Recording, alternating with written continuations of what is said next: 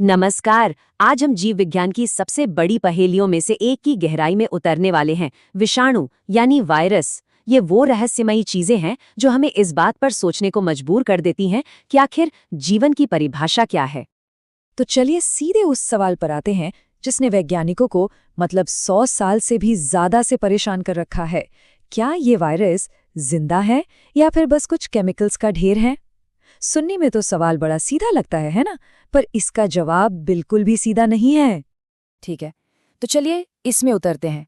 इससे पहले कि हम ये तय करें कि ये जिंदा है या नहीं, पहले ये तो समझना होगा कि आखिर ये है क्या। वायरस एक ऐसी चीज है जो सचमुच जीवन की हमारी तय की हुई परिभाषा को चुनौती देती है। तो यहाँ पर जो सबसे जरूरी बात है ना, वो ये है कि ये अविकल्पी अंतःकोशिकीय परजीवी हैं। अब ये शब्द सुनने में बड़े भारी भरकम लगते हैं, पर इसका मतलब बहुत ही आसान है। इसका मतलब है कि ये सिर्फ और सिर्फ एक जिंदा सेल के अंदर ही जिंदा हो सकते हैं, या कह लीजिए काम कर सकते हैं। उसके बिना कुछ नहीं। एक सेल के बाहर तो ये पूरी तरह से बेजान है, जैसे जैसे धूल का कोई कण हो। तो चलिए अपनी जांच के पहले हिस्से में उन तर्कों को देखते हैं जो ये कहते हैं कि वायरस बिल्कुल भी जिंदा नहीं है। अब ये बात सच में हैरान करने वाली है। वायरस को क्रिस्टल में बदला जा सकता है। जी हाँ, ठीक वैसे ही जैसे नमक या चीनी को। सोचिए, किसी बैक्टीरिया या जानवर को तो क्रिस्टल नहीं बना सकते हैं ना। इसी एक खोज ने असल में इस पूरी बहस को जन्म दिया था। अगर इन लक्षणों को देखें तो मामला काफी साफ लगता है। इनमें कोई सेल नहीं होता, एनर्जी बनाने का अपना कोई सिस्टम नहीं है जिसे हम मेटाबॉलिज्म कहते हैं। ये बढ़ते भी नहीं हैं, और एक होस्ट सेल के बाहर तो ये बिल्कुल शांत पड़े रहते हैं, बस सही मौके का इंतजार करते हुए। लेकिन ये कहानी का सिर्फ एक पहलू है। चलिए अब सिक्के के दूसरे पहलू को देखते हैं और ये समझते हैं कि क्यों कुछ लोग इन्हें जिंदा मानते हैं। तो यहाँ पर बात पलट जाती है।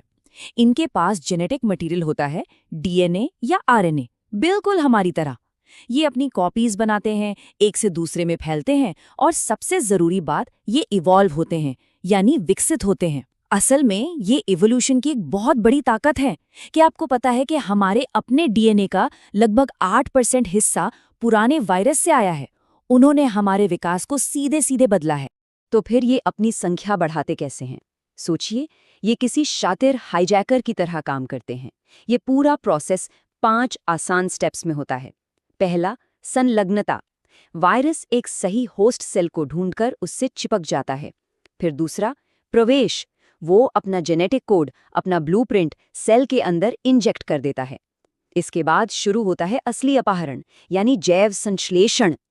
वायरस सेल की पूरी फैक्ट्री पर कब्जा कर लेता है और उसे अपने जैसे हजारों नए वायरस बनाने पर लगा देता है। चौथा स्टेप है समुच्चयन, जहां ये सारे नए हिस्से जुड़कर पूरे पूरे वायरस बन जाते हैं। और आखिरी में 5वां कदम, मुक्ति। ये हजारों नए वायरस सेल को फाड़कर बाहर निकलते हैं और नए शिकार की तलाश में चल पड़ते हैं। बहुत ही क्रूर लेकिन बेहद कामयाब तरीका है।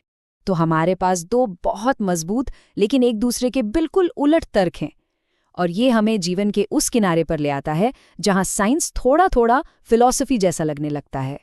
ये टेबल इस पूरी पहेली को एकदम साफ साफ दिखाती है। एक तरफ इनके पास डीएनए या आरएनए है और ये इवॉल्व होते हैं। दूसरी तरफ इनमें कोई सेल नहीं है और इन्हें क्रिस्टल बनाया जा सकता है। तो आखिर ये हैं क्या? ये स्लाइड हमें दिखाती है कि ये कितने अजीब हैं। इस स्केल को देखिए जरा। ये इतने छोटे हैं कि ये जटिल केमिकल्स और साधारण जीवन के बीच की धुंधली सी लाइन पर खड़े हैं। इन्हें देखने के लिए एक बहुत पावरफुल इलेक्ट्रॉन माइक्रोस्कोप की जरूरत पड़ती है। तो हम इन्हें चाहे जिंदा कहें या मुर्दा, इस बात से कोई इनकार नहीं कर सकता कि इनका असर बहुत बड़ा है। जैसा कि ये कहता है, इन्होंने पृथ्वी पर जीवन के इतिहास को बदलने में एक बहुत बड़ी भूमिका निभाई है, हमारे अपने डीएनए से लेकर पूरे इकोसिस्टम तक। और जब लगता है कि चीजें इससे ज्यादा अजीब नहीं हो सकती, तो वो हो जाती हैं। इन्फेक्शन फैलाने वालों की दुनिया में वायरस से भी ज्यादा सरल और विचित्र चीजें मौजूद हैं। मिले वायरॉइड से, ये बस आरएनए का एक नंगा टुकड़ा है, कोई प्रोटीन कोट नहीं, कुछ भी नहीं। ये एक वायरस से भी कई ज्यादा सरल है।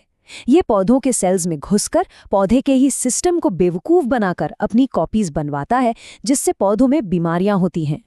और फिर आते हैं प्रियॉन, जो शायद सबसे ज्यादा अजीब हैं। ये सिर्फ गलत तरीके से मुड़े हुए प्रोटीन हैं। इनमें कोई डीएनए या आरएनए नहीं होता, तो ये इन्फेक्शन कैसे फैलाते हैं? जब एक प्रायन हमारे दिमाग में मौजूद नॉर्मल प्रोटीन के संपर्क में आता है, तो वो उसे भी अपने जैसे गलत शेप में मोड़ देता है। इससे एक चेन रिएक्शन शुरू हो जाता है, जिससे दिमाग में धीरे धीरे छेद होने लगते हैं। यही मैड काउ और इंसानों में क्रूट्सफेल्ड जैकब जैसी जानलेवा बीमारियों की वजह है। तो आखिरी फैसला क्या है? आज ज्यादातर वैज्ञानिक इस बात पर सहमत हैं कि वायरस न तो पूरी तरह से जिंदा हैं और न ही पूरी तरह से बेजान। वे उस दिलचस्प धुंधले से इलाके में रहते हैं, जीवन के बिल्कुल किनारे पर। और ये हमें एक आखिरी सवाल के साथ छोड़ जाता है। इन अविश्वसनीय रूप से सरल जीवन की सीमा पर मौजूद चीजों ने हमारे पूरे जैविक अतीत को बदल कर रख दिया है। तो सवाल ये है कि ये हमारे भविष्य को कैसे बदलेंगे? क्या ये सिर्फ बीमारियों की वजह बनेंगे, या जीन थेरेपी जैसे फील्ड में हमारे सबसे बड़े मददगार भी साबित हो सकते हैं?